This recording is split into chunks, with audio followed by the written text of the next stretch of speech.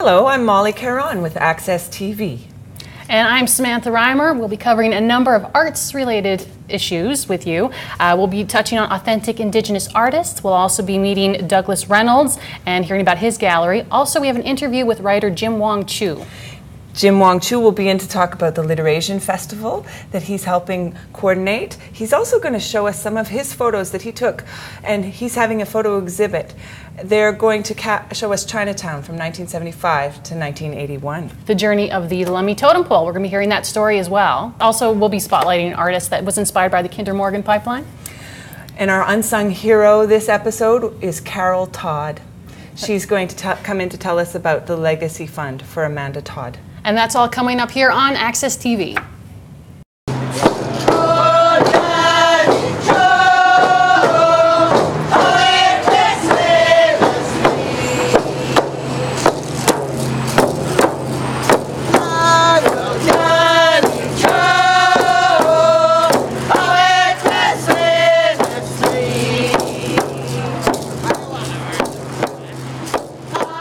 We've been experiencing a lot of difficulties in the mine that they have in our area, the pipeline that they're actually trying to put through our area, the gas pipeline and the oil pipeline. And I'm really unsatisfied with the way the environment is being taken care of. My complaints over here is that there's policies out there that's actually letting industry ruin the environment, and that's a change that I want to happen, is for more protection on the land. You look at what happened at Mount Poly. We have a mine similar to that about 8 kilometers away from our home, and it runs in, right now they're polluting the Francis Lake, they're polluting in Daco River, and they're polluting Fraser Lake. And if that mine ever breached at the capacity what Mount Poly done, the whole fishing stock in Chaco River, Tsleil-wauthuth River, Nadleh River would all be wiped out. I came in today to hear what she had to say, see if there was any recognition to the title of this Chilcotin court case, and there was nothing. She never said nothing about it. She never said nothing about recognizing the Aboriginal people's right to the land or the title to the land.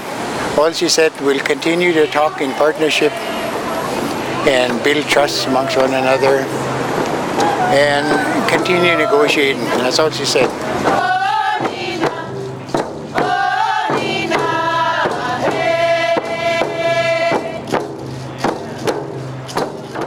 Their view of a meaningful relationship differs from ours.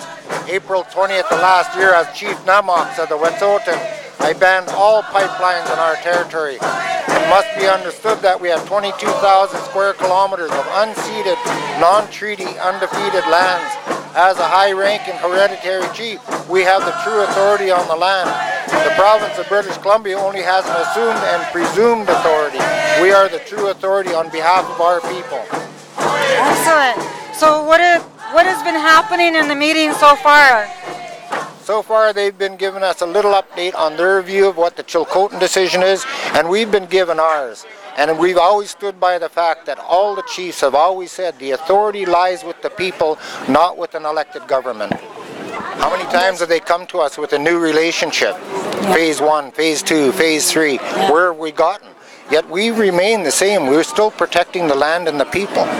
Like as an elected government, they're recyclable. They'll be gone in another year. I am a hereditary chief. I'm a hereditary chief for life. I am the highest ranking in our clan.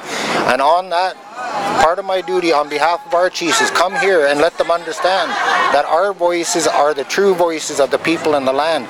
We're not elected. We're here forever. My name is thousands of years old, and it'll continue long after I'm gone. And the next Chief Namox will have the same responsibility as me to keep our land pure, clean, and sovereign to ourselves. All of them have made the same statements they've done in the past. Take us seriously. The courts have now stated we have title. I am Wet'suwet'en. 1997, there was a Supreme Court case handed down for the Gitxsan and Wet'suwet'en, the Delgamuukw court case. And in that one, it recognized that we actually exist. They said that we have certain titles, but we have supreme rights. Now the Chilcotin decision says we have title and rights. Now if they need to go back to court, we have the longest winning streak in Canadian jurisprudence. Nobody has defeated us in court because we tell the truth. As Wet'suwet'en, I'm not afraid to say exactly what we think of government industry. They do have a path. We don't know if it's sociopath or psychopath. These people have to take a step back and really see the true authority of the people. We're not here to stop the economy of British Columbia, but we are here to sustain our environment, our land, our people, our culture, on behalf of everybody, not just the Wet'suwet'en. You got to realize the water that flow through our territory go to the Fraser River and to the Skeena River. We have a high duty to look after that. Well, they put a concerted effort into tearing us apart. This is the first time since I've been chief that we've all been in the same room and we had the same message to her. Unknowing to her, she's done us a huge favor by bringing us together.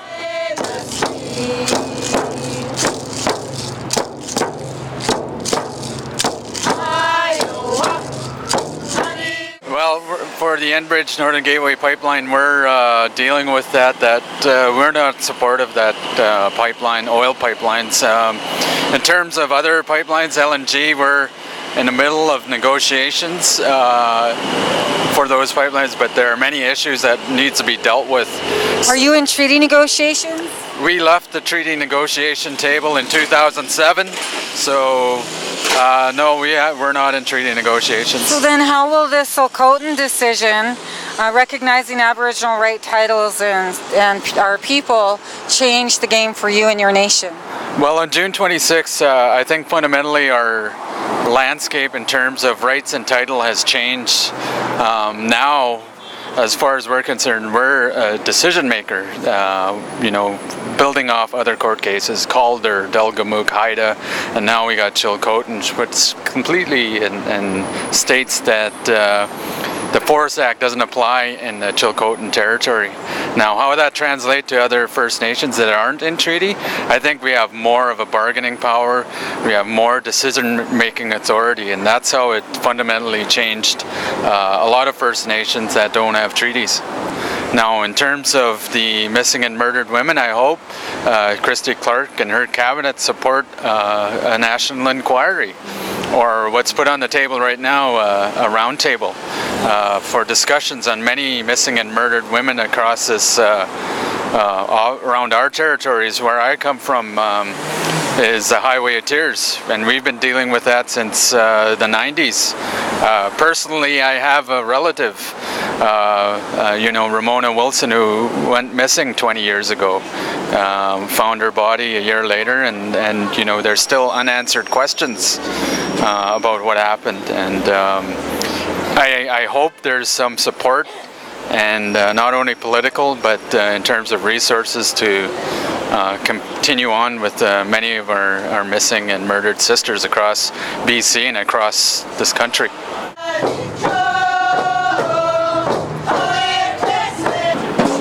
We're willing to share, but there's 150 years that we never seen a penny.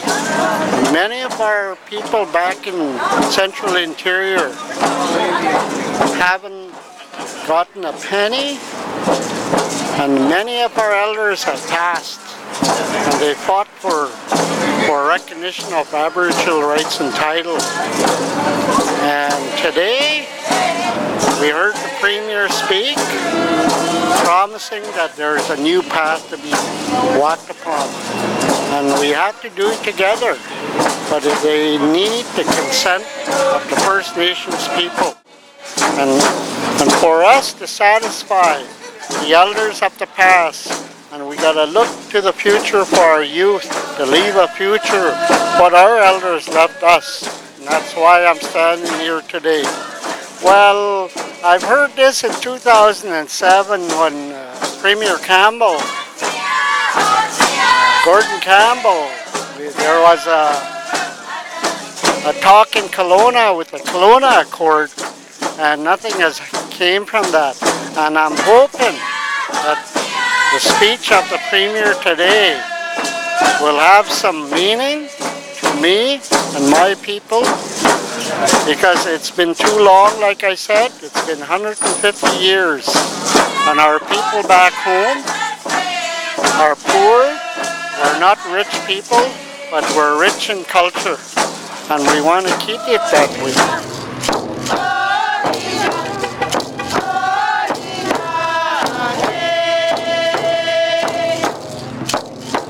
Per cabinet, that they're going to have to start dealing with First Nations on, in a different way. They know that, and it keeps coming out over and over at the meeting. Leaders standing up and reiterating that you have to talk with us and you have to be reasonable, because we hold a better set of cards right now in this game. Her government wants to, as he said, take a fork in the road and hopefully go down take the right path.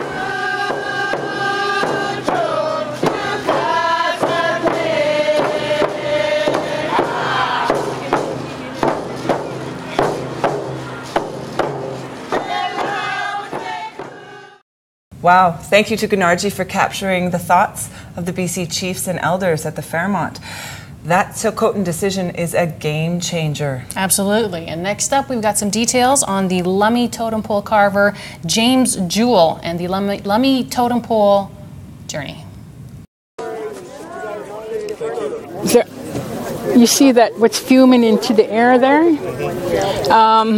The one in the tar sands is 3 times that size, and it's spewing pure carbon monoxide 24/7, and that's what they're breathing.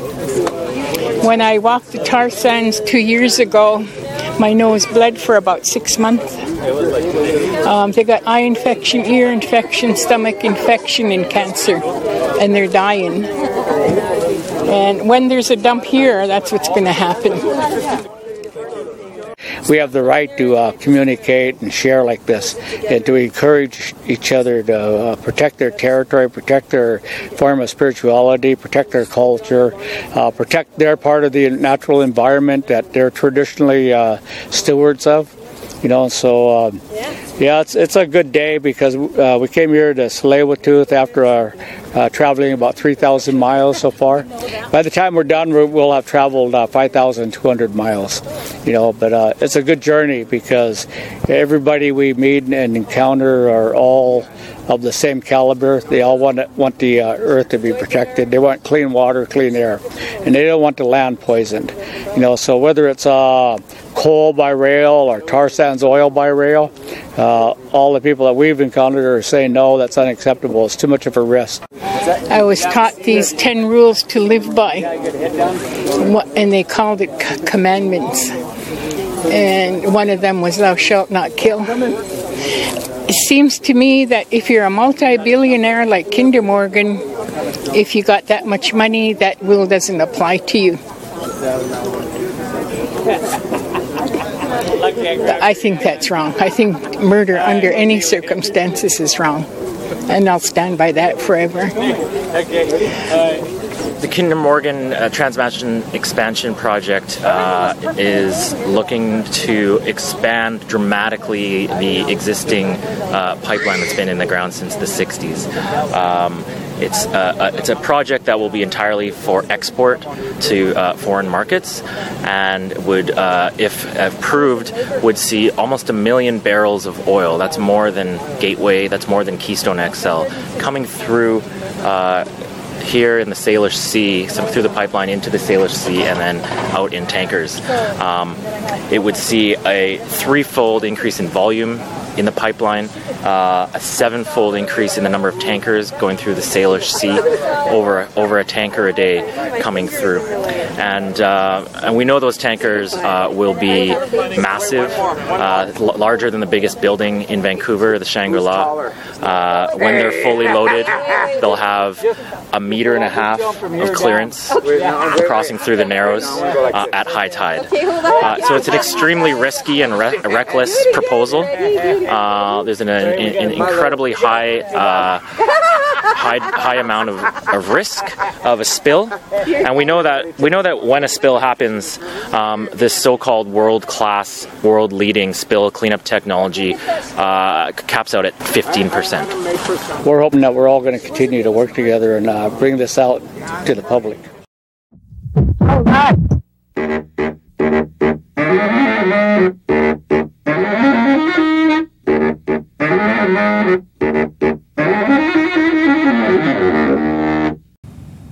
Welcome back.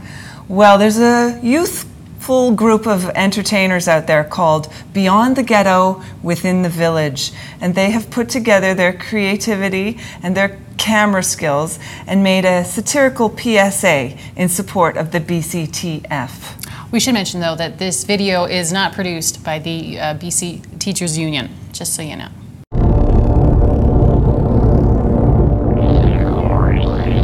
Welcome to the race for your life, where if you work hard and you persevere, you'll go far. Programs ready? On your marks. Get set. Go!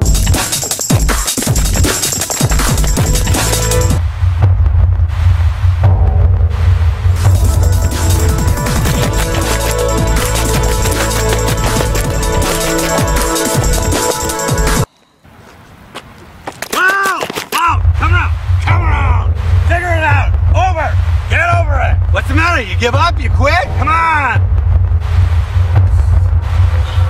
What? You can quit if you want. You just quit. This is not red tape. Oh, it's gonna get worse.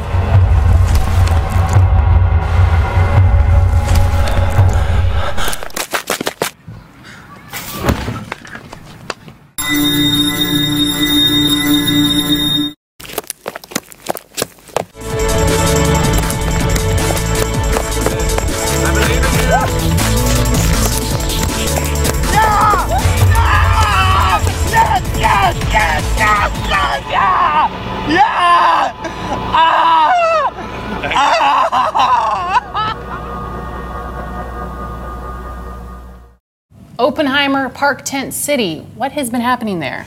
Well, LJ Meyer has been visiting regularly and getting the articulate, strong activist voice. Let's have a look. Is there any more to go, guys? This is LJ Meyer with an update on the Oppenheimer squad. The number of tents has grown over the last month. The park is becoming full. So how are things going? So far, so good. But, you know, I'm just disappointed with the city. Shame on them. I asked Stella how negotiations with the city were going. Well, we stopped the meeting because the negotiations are not moving, not even an inch. However, discussions between camp organizers and city officials on the ground are continuing. A city official told me that the city was willing to come back to the bargaining table at any time. We need leaders to lead us when the people get fractured like we are now. There are the usual complaints about leadership. Making decisions is not good enough. We need clear leaders. We are the marginalized. However, it's clear that camp leader is a challenging occupation. Months of camping in a crowded park is a strain. And I'm getting told like my partner can't be here because he's Spanish. I wondered how the camp could go on. We have no choice. In order to get somewhere, we have to. Otherwise, we're going to be here forever. I don't want to be here forever. On the other hand, there is also signs that some things are improving. For example, camp members pitching in to help. You're doing bad, so I just do it. Yeah. And it's a thankless job, and you always get yelled between that and accused, but it has to be done, right? And Lord knows that I spent 22 years in this neighborhood making a mess in this park. Somebody cleaned up after me, so I'm going to clean up after my brothers and just be grateful that I have the opportunity to do it. The camp has also acquired a professional cook. My Auntie Corey was actually involved with this, and I was planning on staying with her. and she was staying down here, so I just finished my job working on a cruise ship, so I had free time, so I thought, why not lend a hand? The fire department was concerned that a particular tent was so full of flammable material that it could catch fire with people trapped inside. A plan was worked out for people in the camp to move the tenters' belongings to the sidewalk so the city could pick them up and store them. Just walking behind the tent there? Okay, well, he said he's going to help me tomorrow. Yeah, move that. Move that. Yeah, I don't have a problem with it. I'm going to talk to Stanley. The next day, it pretty much all went as planned. I wondered how the tenter would feel about having all his worldly possessions taken away. However, later I heard that the tenter was in the camp at the time, and he accepted the removal of the tent even if he didn't like it. If the tenter does not claim his property within a month, the Parks Board will dispose of it. How are people doing in the camp these days? Well, there's days it's really good and days we have our bad days. It is not clear what will happen next, but it is clear that this squat is not over yet and will probably go on for quite some time. Stay tuned. 小姐，辣椒要吗？要一点点。他听得懂中国话。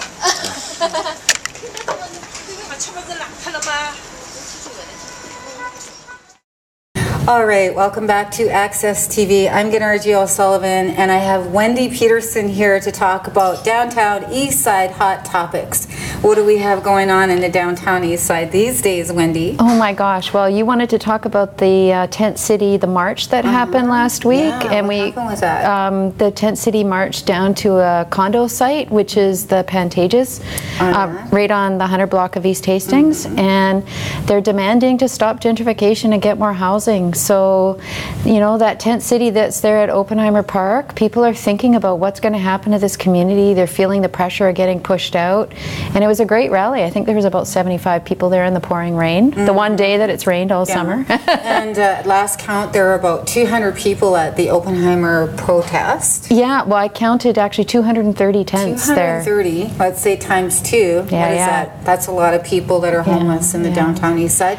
Most of them are men, I noticed, single men. Yeah, yeah, and there's a lot of women there too, though. I don't know the number, but I did. A few kids. Yeah, I've talked to a lot of women, a lot of First Nations women who've lost their kids, and they're staying there, and they want their kids back, and they want housing. So it's amazing. So what else have we got to talk about? Well, the survivors poll. Let's catch up on Skundal's survivor poll. What's going on with that these days? Yeah, on Access TV, we've updated our audience over the last year about this pole that's getting carved in the downtown east side, and it's carved. It just needs, like, we're waiting for the protocols to be done, where there's a proposal to do a really beautiful base, and until some of that stuff firms up in the next week or two, we can't announce when the date will be, and it's probably not going to go up until January, because the base is going to take a lot longer than we thought, and that we'll also announce the secret location, but not until all the protocols are done with the First Nations. Yeah. In case you forget, the survivors poll is made up of survivor stories from the Asian,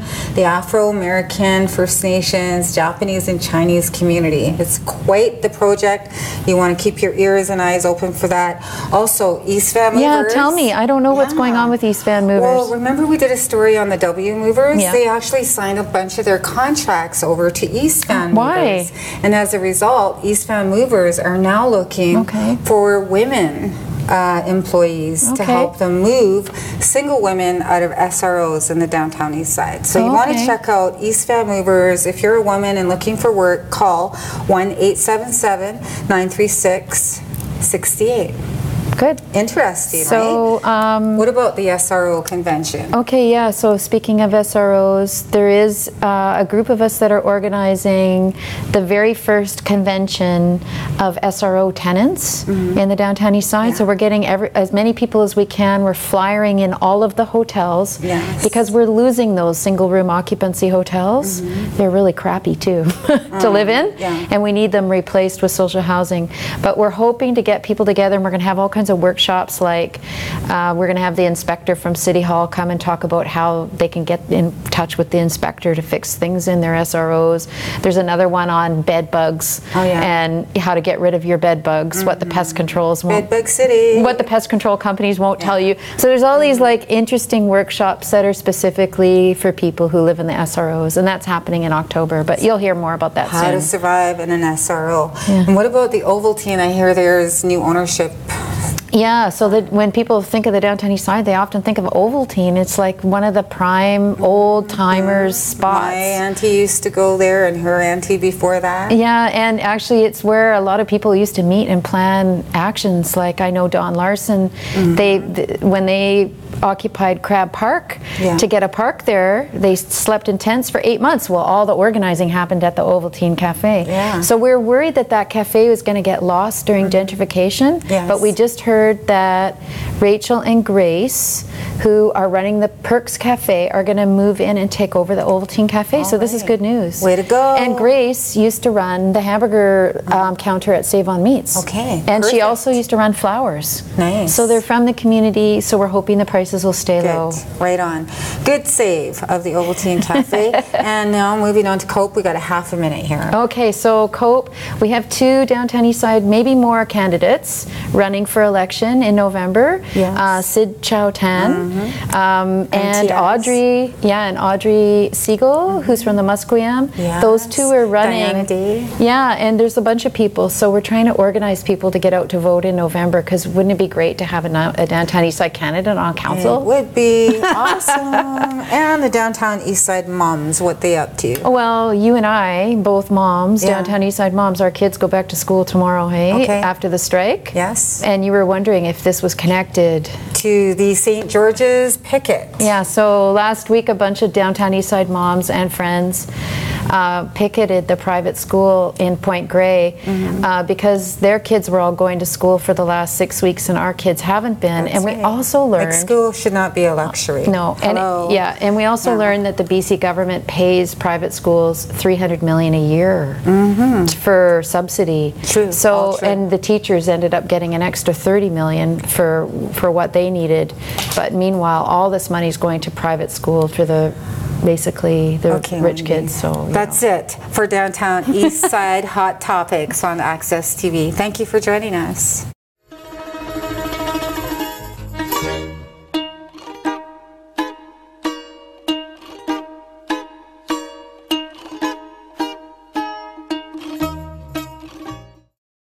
Hello, I'm Molly Caron, and I'm here with Jim Wong Chu, historian, activist, writer, and one of the founding members of the Asian Canadian Writers Workshop. And your photos from long ago are being put into a photo exhibit at the Center A Gallery at 229 East Georgia. Yeah. And tell me why you've moved from being a photographer to a writer and the difference between those two mediums. Well, you see, I wasn't good at anything. I went to school, and then of course because I moved around and never got a chance to graduate even from high school. So I wanted to go back to school, and I wasn't good at anything, so I went to art school. And art school, I wasn't good at drawing, so I ended up in photography. So that's how it started. And I was good at photography because in the darkroom you cook. You have to kind of make sure that the photograph comes out, and and it had to be just right. So, and I had some experience working in cafes, so I knew, in Chinese cafes. So therefore, I knew how to cook. So that's how photography came into being. But at that time, I was really into this whole thing about identity. I wanted to learn about myself as a Chinese Canadian. That's why I spent time in Chinatown. And since I had a camera, I started taking photographs. So you took photos from 1975 to 1981. A lot happened in that time. And I'm wondering if you can describe Chinatown for us then.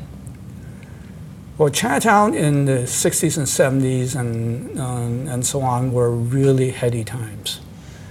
Everybody goes down to Chinatown. Every weekend, the place is packed, 6 deep on the sidewalks. You can barely walk on the sidewalks.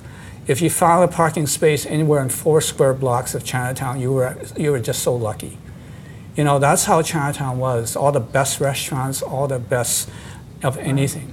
Bustling and lively. It was lively. And it was political. Your exhibit is called People, Places, and Politics. And I'm interested in the political moments that you captured. I know one of them was about the barbecue pork protest. Yes. That's interesting. Yeah. The, you know, and this is so interesting because I didn't really pay much attention to these photographs until recently when somebody helped me digitize the negatives. And all of a sudden I saw, wow, I have all these photographs. And because those times, these things just happened. There were like big protests and big signs. And I just took the photographs. And it's only years later I realized how important they are. Mm-hmm. And the barbecue pork protest was so interesting because the city health department just came down with a whole bunch of health inspectors with these thermometers and took temperatures of all the barbecue pork that was displayed and shut them all down. And holy cow, I mean, these people will be eating barbecue pork for like 3,000 years. I mean, you know, if they've been food poisoned, I mean, you know, people would have figured it out a long time ago. It's too bad Canadian laws don't have the cultural sensitivities that we should have for paying attention to that. Oh yeah, it became very racialized. Yeah. The Chinatown merchants fought it all the way to Ottawa to get the rules changed. Wow. Yeah, it was very momentous. So, but for me to actually capture a few of the photographs of that moment was amazing. That's awesome. And I'm also very interested in the photos that you took when they were building the highway between... the freeway, yeah. Yeah, the conduit between Quebec and Columbia. Yeah. Is that what they stopped at, just doing the overpass, the Georgia Viaduct? Well, what actually happened was there was a whole, between the late 50s and early 60s, there was a whole process of urban renewal. City Hall actually was going to tear down, expropriate and tear down the entire Strathcona area. I mean, we're talking about like, you know, about 20 square blocks, and make that all into low-income housing and kick out all the Chinese. That was where it was going. It was actually quite horrendous. And the freeway was part of the process of this urban renewal. The freeway actually was, they were going to take Prior Street, make that into an 8-lane thoroughway.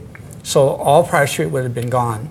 And it would have gone all the way down, and it curved around where right now the Chinese Cultural Center and the Sanderson Gardens were. Mm-hmm. That would have been one part of the freeway. The Chinese Cultural Center and the Sanderson Garden would have never happened. Wow. So that's how serious it was. And it was the time when huge protests happened. And what I captured was this of these people in bus with protest cards going to City Hall for this big hearing. And it was during that time that Michael Harcourt, who was at that time just a young lawyer, you know, in legal aid, and then Darlene Mazzari and Margaret Mitchell, these are when they got started. And they eventually, with Art Phillips, they formed Team, and they took over City Hall, and they stopped everything. So it's very, very important history. Public engagement, alive and well. It's funny how it's changed, but the photography has captured this in a way that words, you can't, I guess words can't really capture the mood or the tone, anger, and you've done that with these photos. Yeah. And you appreciate it now. You didn't then. Yeah. Well, I think I still figure I was a pretty decent photographer at that time, but I think you know, the historical intensity and the visual, there's nothing like it. You know, without it, I don't think that it would bring back that same kind of immediate memory. So we can all enjoy your photos in the weeks to come at the Center A Gallery at 229 East Georgia, and it's called People, Places, and Politics. Yes, and it starts from September 25th, and it'll go to October 18th. So you got 4 weeks from September 25th onwards. Well, thank you very much, Jim Wong Chu, for telling us about this festival, or this photo exhibit. And thank you for watching Access Television. Today's unsung hero, Carol Todd. She'll be here to discuss the very serious issue of cyberbullying as well as mental health. Hi, I'm Robey Hardnett with Access TV, and I'm here with the segment of Unsung Heroes with our guest, Carol Todd. How you doing, Carol? I'm doing fine, thanks. Very good. Let's talk a little bit. I want to jump right in because there's so much we have to talk about with so little time. But let's talk about how we got here. You know, starting with Amanda. You're the mother of 2 kids, and one being Amanda Todd, who has been in the news for quite some time. And let's just start right there, and you take it up where you feel comfortable. Well, I think Amanda started in the news October 10th of 2012, right? And now we're almost approaching October 10th of 2014, so it's been pretty close to 2 years that, you know, my daughter was front page and the world found out that she had been bullied and cyberbullied, and she suffered from mental health aspects, and she eventually, you know, took her life by suicide on October 10th of 2012, and made headlines because of the YouTube video that she posted,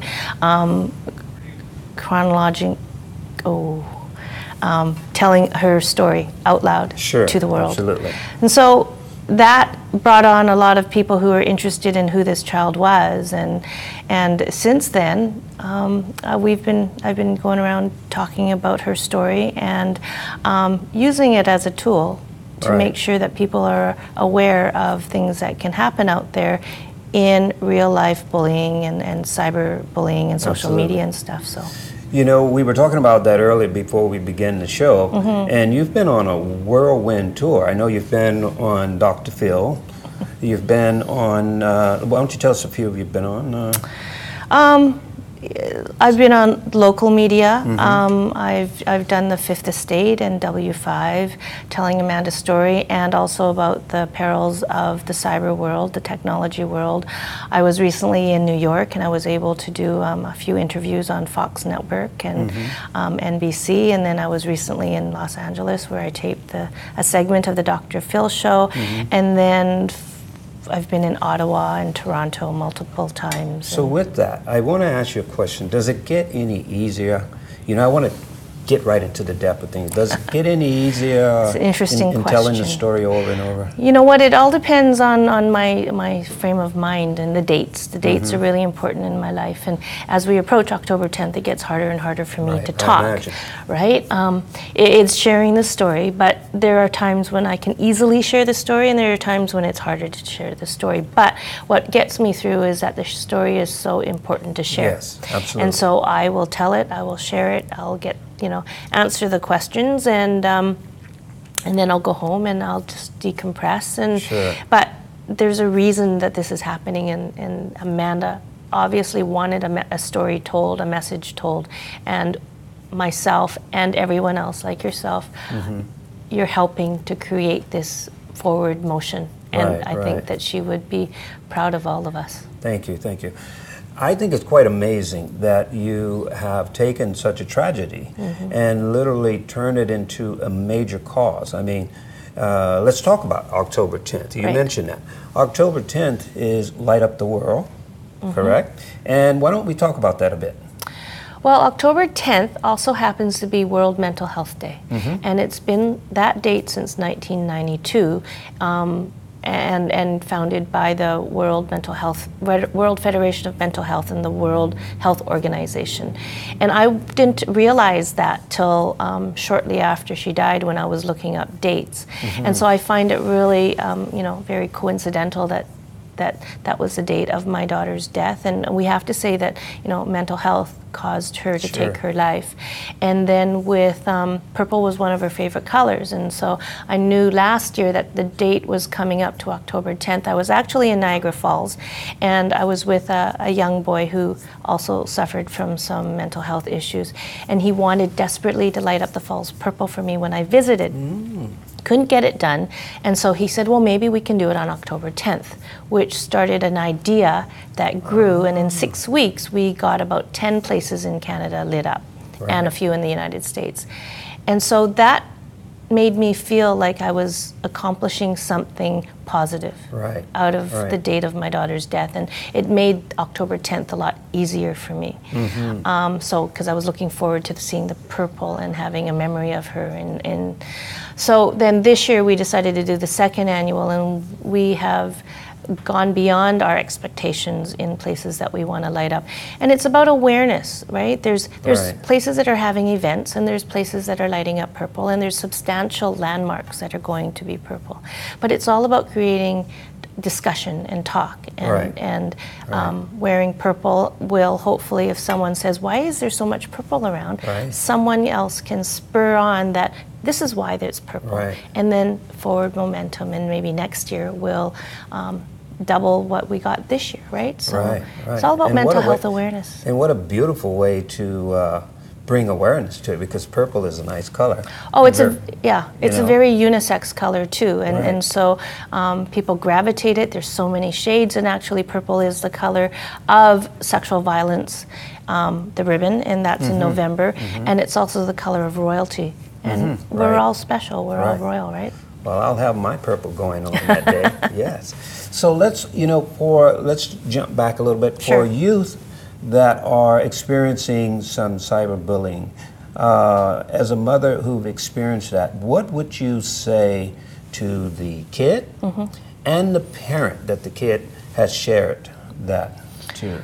See, I think the landscape has so changed in the last 2 years, where there wasn't as much information out there regarding cyberbullying. Of course, technology it keeps growing and progressing so fast. I mean, every 6 months there's a new mobile device that's come out, and so we have to learn about it. So as adults, it's our job as parents to continue to learn about how technology affects our kids, whether it's learning about how a device works, or what apps or what the kids are using. It's always good to have those conversations with your kids, but not in a way that's making your children feel uncomfortable. It has to flow normally, and you just ask that normal conversation over the dinner table, take your kids out for ice cream, a walk in the park. They'll tell you when you ask the right questions the right way.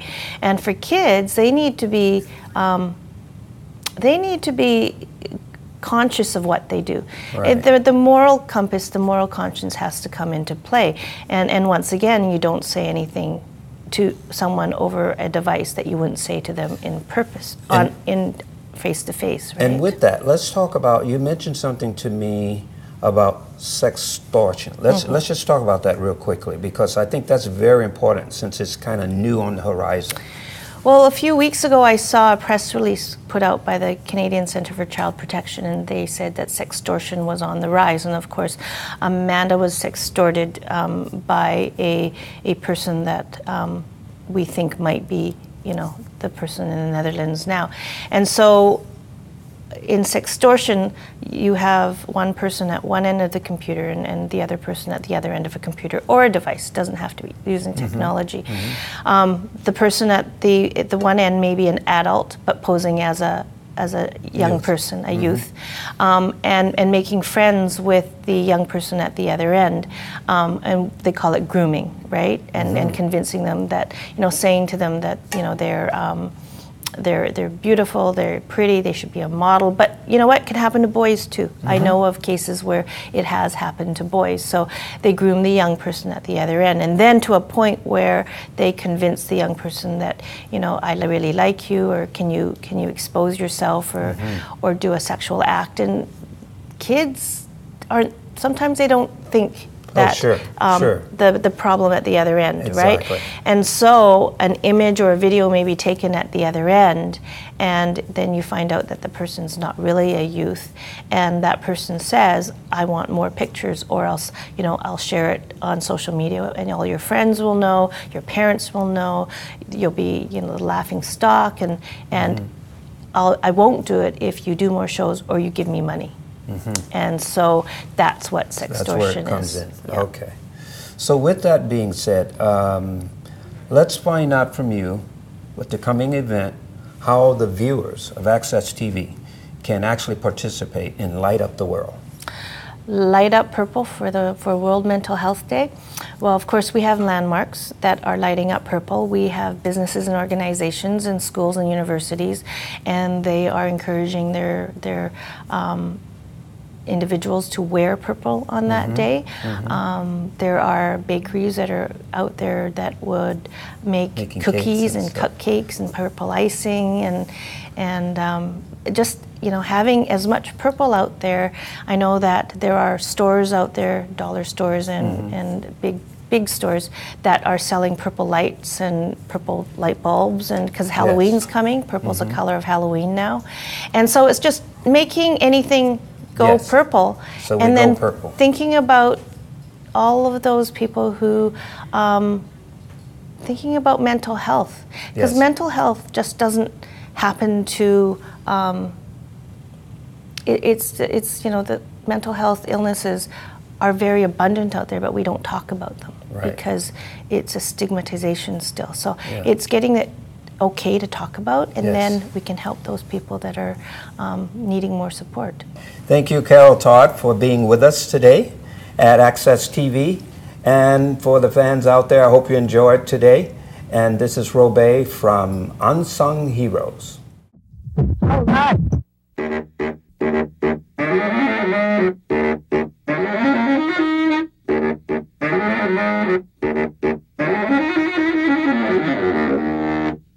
Hello again. I'm Molly Caron, and I'm here with Jim Wong Chu. He's a cultural activist, a writer, and a Chinatown gadabout. Welcome, Jim. Well, thank you for having me.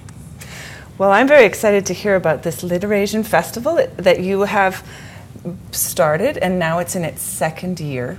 Why is the Literasian Festival so important? Well, what we found was that there's so many writers' festivals. I mean, there's writers' festivals, there's the Sheesfeld one, there's Victoria, there's Vancouver, there's so many of them. Yet, and they try very, very hard to be representative, diverse, and because they're so large, diversity means two visible minorities, and often just two Asians in the whole pile. And what we're finding is that now that there's so many more young Asian Pacific Rim writers getting published, we realize that we need to have a larger forum, something that where the Asian Pacific Rim ethnic community can come together to celebrate and acknowledge their writing. And the readers who read the writing. Absolutely, the readers are the most important. Right. So you've got you had 8 writers featured in the first year. Now you have 20. No, 14. But that's 14. That's getting. Yeah, it's well that's the thing. You know, for us to actually to be aware of all the writers that are now getting published is actually amazing. We started off 8 this year, but also the other 6 just came out of the blue, and we could not have them. Now this is a passion for you because you you edited an anthology of Asian writers in 1989. Yeah, around there. And that was called The Many-Mouthed Birds. Yes. And why don't you describe for us what that did for the writers that were published in that anthology, how it helped them? Well, you know, the Asian Canadian Writers Workshop was set up with the idea of this getting published. And for us, like when I first got my book published, a book of poetry called Chinatown Ghosts, I turned around and I was the only one. That's after 150 years, I'm the only book in English about Chinatown that was published. So we decided that's what we got to do. We got to make tremendous changes, great changes. Would you say that Canadian Asian writers are kind of setting the record straight for Canadian history in doing their part that way? Yeah, writing is very phenomenal. It's a very interesting phenomenon because prior to that, when we talk about Asian Canadians having a history, nobody believed it. But once they publish it, all of a sudden, it legitimizes it. It legitimizes it. It's just amazing how it works. And so it works with the anthology because when we published the anthology because at that time there was not enough writing out there for any one of these writers to have their own book. So the anthology was just collecting the very, very best that we felt we could get together. But it became the stepping stone for many of these writers to become eventually published because through the anthology they were published and they were known to the publishing world. So 20 years ago there wouldn't have been a Canadian Asian section in our public library. And now we've got all these anthologies and writers, strong writers, that we will see some of at the Literasian Festival. That's right. And what I ask about, what does a Literasian Festival look like with writing? It's sort of personal activity. Yeah. How do you turn that into a festival? Well, you're absolutely correct, because writing is a solitary endeavor. It's actually a very selfish endeavor. And what we need to do, and that's the whole premise of the Asian Canadian Writers Workshop, is that we want to build a community. This is a community building initiative, this Writers Festival.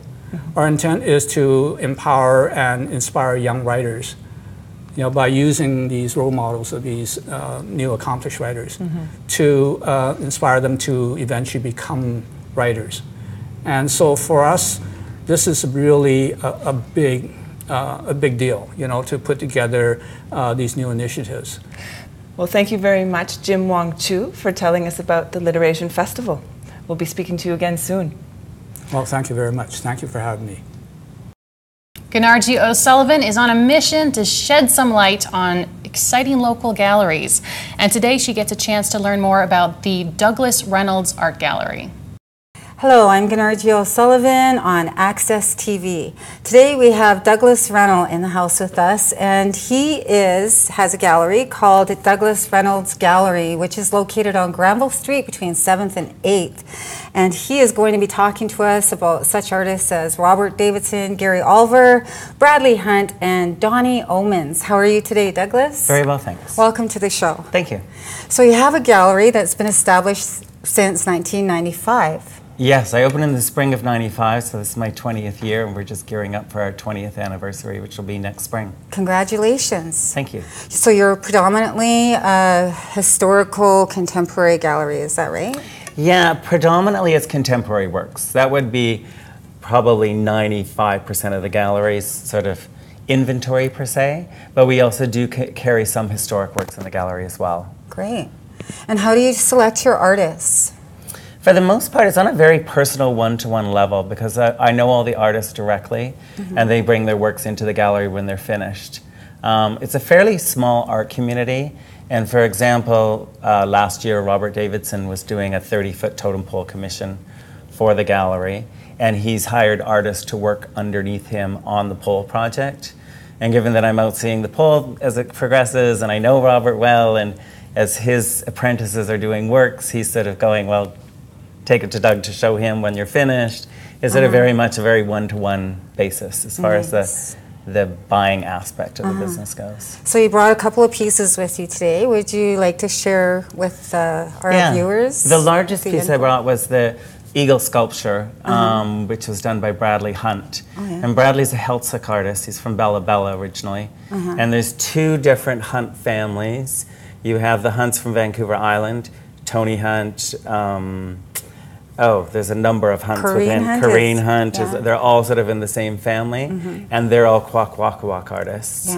And the other Hunt family is from the mainland, from Bella Bella, and that's where Bradley's from. Nice. Yes, I know Mia Hunt, and she's from Bella Bella as well. Yes. Nice. Yeah. And how about this piece right here? It's and beautiful. This is an artist we carry as well, Gary Olver. And he's an interesting artist because he carves in a Northwest Coast style, but he's actually Cree descent. Oh, yeah. He grew up here, and there's a number of Cree artists that grew up on the coast and have been adopted into the culture here and are carving in a Northwest Coast style. And what kind of material is he using here? And he's using catlinite. So that's different. It's different. Traditionally, the Crees would have used catlinite for carving pipes and different things. So he's using a sort of a material that's native to his ancestry, but then mixing it and using it in his carving on the Northwest Coast style. So is it fair to say that the artists that you represent at Douglas Gallery are more high-end artists, or the whole range? I mean, we're definitely a high-end gallery in that Robert Davidson, Don Yeomans, Bill Reed's work when it surfaces, sort of all the top artists that everyone's names they know, I carry at the gallery. But we also focus with younger artists as well. A lot of these artists, the younger artists will be working like with Don Yeomans on a totem pole project or different commission works, and so as they bring their work in, we're also seeing a lot of the younger artists' work as well. And you also have carried some of Susan Point's work, who is a Salish artist based here in BC. From the Musqueam Reserve. And another lady, Val Val Malescu. Malescu. And she's actually Cree as well, but lives up in Haida Gwaii. Oh, and yeah. she's lived in Haida Gwaii for 35 years. Excellent. And she does a lot of dance regalia as far as button blankets, and works in fabric, and is also well known for her jewelry work. Okay, we're speaking with Douglas Reynolds from Douglas Reynolds Gallery on Granville Street between 7th and 8th. When are your next events, up-and-coming events happening? Well, we're always doing rotating group shows, and our next event will probably be opening in about 3 months, or about 3 weeks from now. Okay. And it will be a show that goes on over the Christmas season. What's it called? It's just a group show, Okay. but focusing more on smaller, unique pieces. A lot of jewelry will be in the exhibit. More pieces that, that will fit under a Christmas tree rather than over a fireplace mantle. Good plan. And so what is your website, and how can artists and buyers get a hold of you? It is my name. It's the Douglas Reynolds Gallery, and it's douglasreynoldsgallery.com at 2335 Granville Street. What's your phone number? And the number is 604-731-9292. And you've been listening to Access TV. Thank you for joining us on this wonderful day. We'll see you again.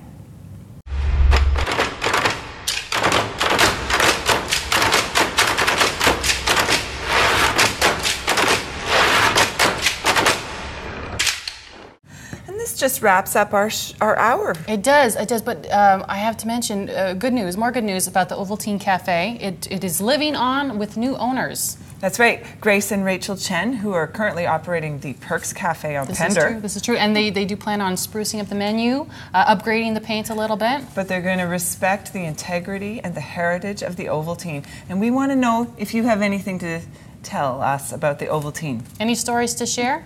We want to hear them. Yes, we do. So from all of the crew at Access TV, we'll see you next month, and thanks to all of our contributors. And we're going to leave you with a little music video titled This Old World. I'm Molly Caron. And I'm Samantha Reimer.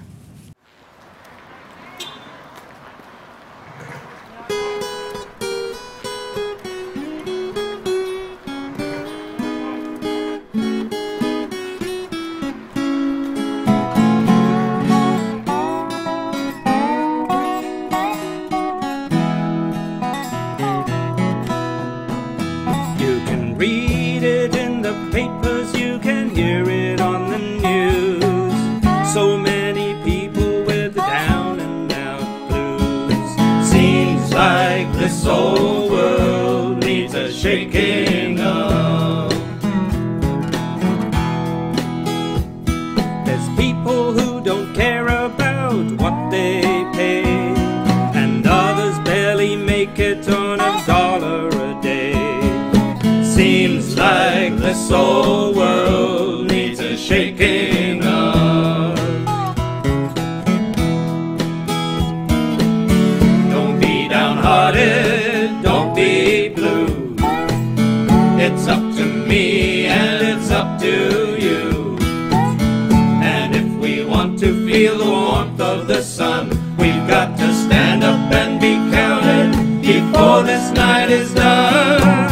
Too many people hungry and sick, too many others looking for a quick fix. Seems like this whole world needs a shaking up. Too many camps full of refugees, and too many people sleeping out on the streets. Seems like this whole world needs a shaking up. Don't be downhearted, don't be afraid. It's time to step out of the shade.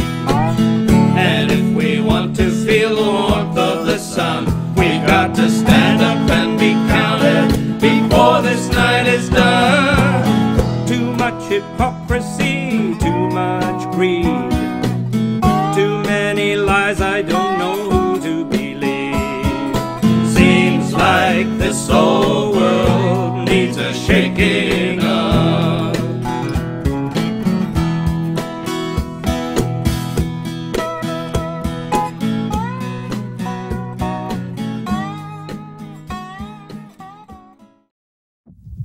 All right.